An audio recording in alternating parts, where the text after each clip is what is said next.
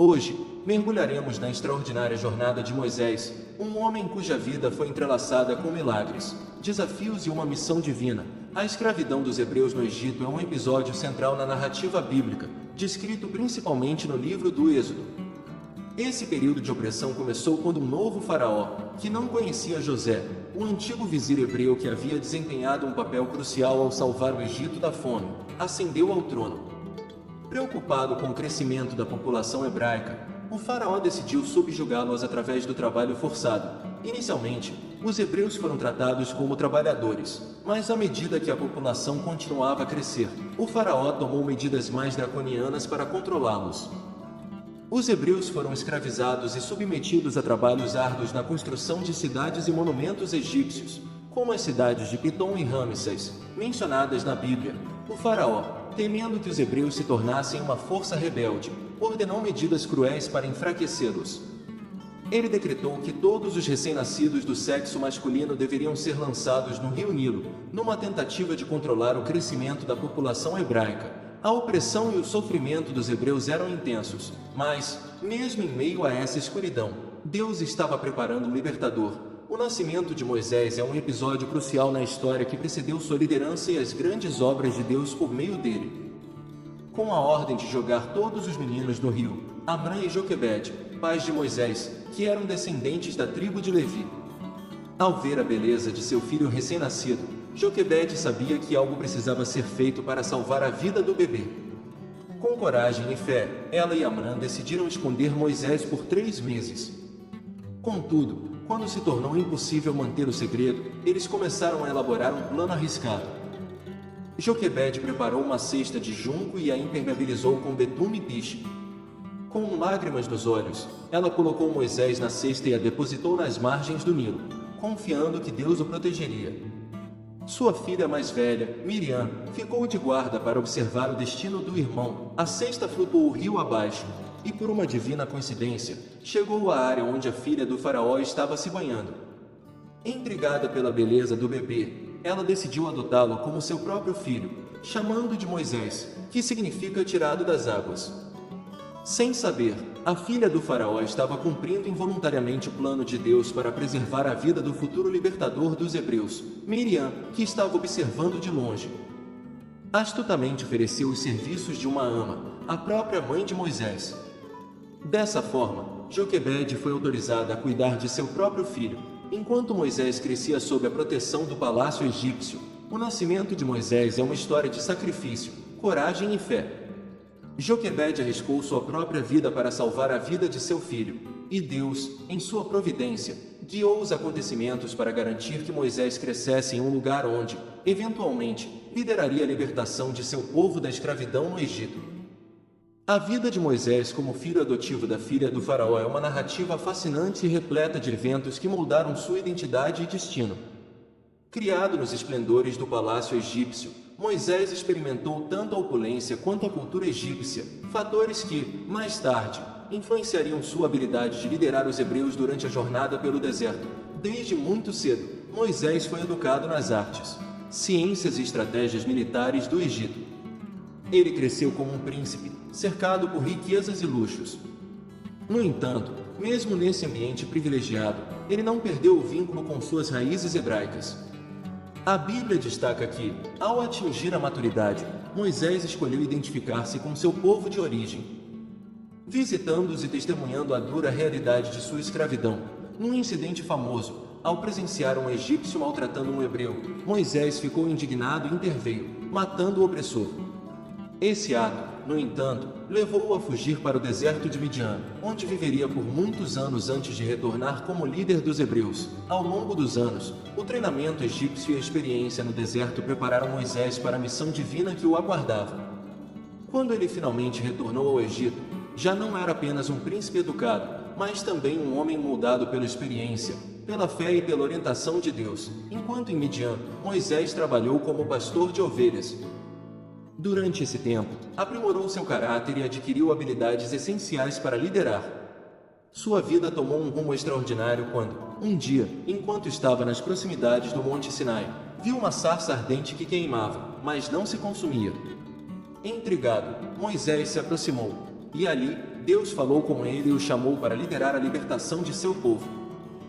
Da sarça ardente, a voz de Deus ressoou, chamando Moisés pelo nome. Moisés, Moisés, disse a voz. Deus revelou a Moisés sua vontade e o escolheu para ser o libertador do povo hebreu, que estava sofrendo sob a opressão dos egípcios. Moisés sentiu um misto de temor e reverência diante da presença divina, mas aceitou o desafio que lhe foi dado. Com seu cajado nas mãos e a fé no coração, Moisés enfrentou o faraó, demandando a libertação do seu povo. No entanto, o faraó resistiu, e Deus desencadeou uma série de pragas sobre o Egito para mostrar seu poder. Foi somente após a última praga, a morte dos primogênitos, que o faraó concordou em libertar os hebreus, ao sair do Egito. O povo liderado por Moisés enfrentou muitas adversidades no deserto. No entanto, em um momento de desespero à beira do Mar Vermelho, Deus mais uma vez interveio. Ao estender o cajado sobre as águas, Moisés testemunhou o mar se abrir diante dele, formando passagens secas pelo meio. Os hebreus atravessaram o mar em segurança, enquanto as águas se erguiam como paredes à sua direita e à esquerda. No Monte Sinai, Moisés subiu para encontrar-se com Deus. Lá, ele recebeu as tábuas dos 10 mandamentos, que continham as leis divinas para guiar o povo. Esses mandamentos, esculpidos pelo dedo de Deus, tornaram-se os princípios fundamentais da moral e da justiça para os hebreus. No deserto, Deus continuou a prover para o povo de Moisés. O maná caía do céu como alimento diário, sustentando-os durante seus anos de peregrinação. O povo estava sofrendo com a falta de água, e eles murmuraram contra Moisés e Arão, responsabilizando-os por suas dificuldades. Moisés e Arão foram à presença de Deus para buscar orientação, e Deus instruiu Moisés a falar com a rocha, e ela daria água ao povo. No entanto, em vez de falar com a rocha, Moisés, visivelmente frustrado com a resistência do povo, bateu na rocha 2 vezes com seu cajado. Essa desobediência às instruções específicas de Deus teve consequências. Deus disse a Moisés que, por causa de sua desobediência diante do povo, ele não entraria na terra prometida. O texto bíblico declara: "Porquanto não crestes em mim, para me santificardes aos olhos dos filhos de Israel. Por isso não introduzireis esta congregação na terra que lhes dei." Números 20:12. Apesar de toda a sua liderança, dos milagres realizados e da condução do povo por décadas no deserto, a desobediência específica nesse incidente teve como consequência a exclusão de Moisés da entrada na terra prometida. Essa foi uma punição divina, destacando a importância da obediência total à vontade de Deus, após décadas de peregrinação pelo deserto. A liderança de Moisés foi crucial durante essa jornada, mas a entrada na terra prometida ocorreu sob a liderança de Josué, sucessor designado por Deus. Antes da entrada na terra de Canaã, os hebreus enfrentaram diversas adversidades, incluindo a experiência no Monte Sinai, onde receberam os 10 mandamentos, a construção do tabernáculo, os relatos dos espias sobre a terra e o período de errância no deserto. O momento da chegada à terra prometida está registrado no livro de Josué, especialmente nos capítulos 3 e 4. O Rio Jordão era a última barreira física a ser atravessada antes de entrar na terra de Canaã. Deus instruiu Josué a liderar o povo até o Jordão. Ao chegarem lá, os sacerdotes, que carregavam a Arca da Aliança, entraram nas águas do rio. Milagrosamente, as águas do Jordão se abriram, proporcionando uma passagem seca para que os hebreus atravessassem. Após a travessia do Jordão, o povo chegou a Gilgal, onde levantaram 12 pedras retiradas do leito do rio como um memorial para lembrar as futuras gerações do poder de Deus ao conduzi-los à terra prometida. Em Gilgal, também foi realizado o ritual da circuncisão, renovando a aliança do povo com Deus. A conquista da terra prometida foi um processo gradual e envolveu diversas batalhas lideradas por Josué. Jericó foi a primeira grande cidade conquistada, e ao longo dos anos, as tribos de Israel foram estabelecendo-se nas regiões designadas por Deus para cada uma delas. A chegada à terra prometida representa o cumprimento da promessa divina feita a Abraão séculos antes. Esse evento marcante simboliza não apenas a realização das promessas de Deus, mas também a importância da obediência, da confiança e da fidelidade na caminhada espiritual do povo hebreu. Moisés se dirige ao povo em uma série de discursos e exortações antes de sua morte. Ele relembra os mandamentos de Deus, instrui o povo sobre como viver de acordo com a vontade divina e abençoa cada tribo individualmente.